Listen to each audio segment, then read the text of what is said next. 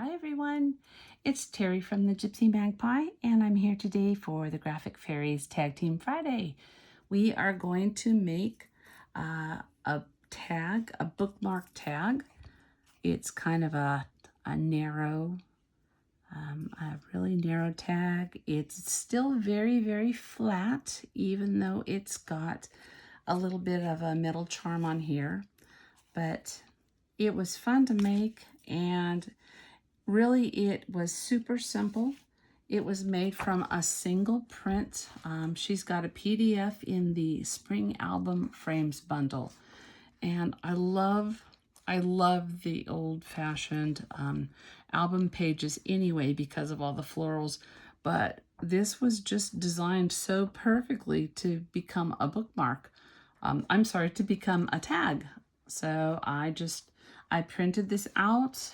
This is just on copy paper. I didn't bother with cardstock.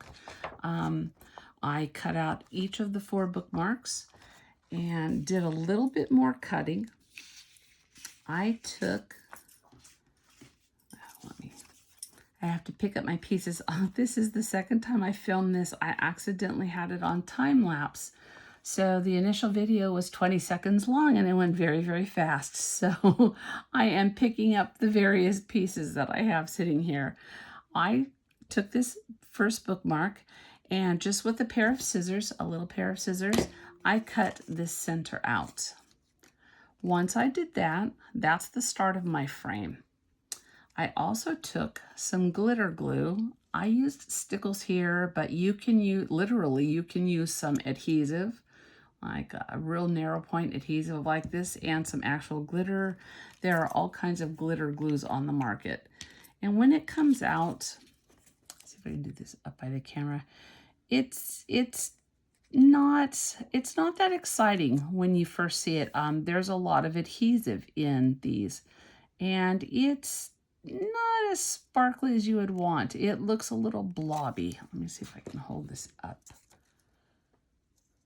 So it doesn't look that great, but what happens as it dries, that adhesive goes flat and all you're left with is just glitter. And like you can't scratch it off. It really sticks on there. So I just went around the inside of that frame with this sparkly stuff. And then what I did, I printed off, I have a little photo printer. You can do this with your regular printer. You definitely don't have to print these like photographs. You could just take any pretty image that you liked. But I printed them out wallet size because I wanted something that would fit inside this frame. So I love this lady. I am going to go ahead and put a little bit of glue on this. Inside the member site, there are some bundles, and I want to say they're called Instant Ancestors. They're old black and white photos, and I'm sure you could find something that would be perfect to do this with. Okay, so all I've done is I've just glued that photograph, that image, onto the back of this. Let's scoot these out of the way. What we're going to do next is, pardon me,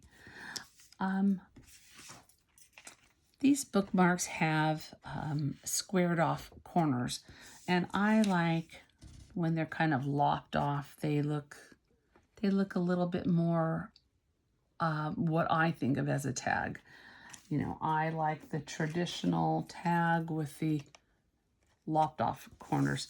So I just laid this tag on top and I snipped them off with my scissors, and that's what I ended up with. What we're going to do next is we are going to attach this to a piece of cardstock, and that is where you'll get your stability from. So I am just going to run a little bead of adhesive around the outside edge.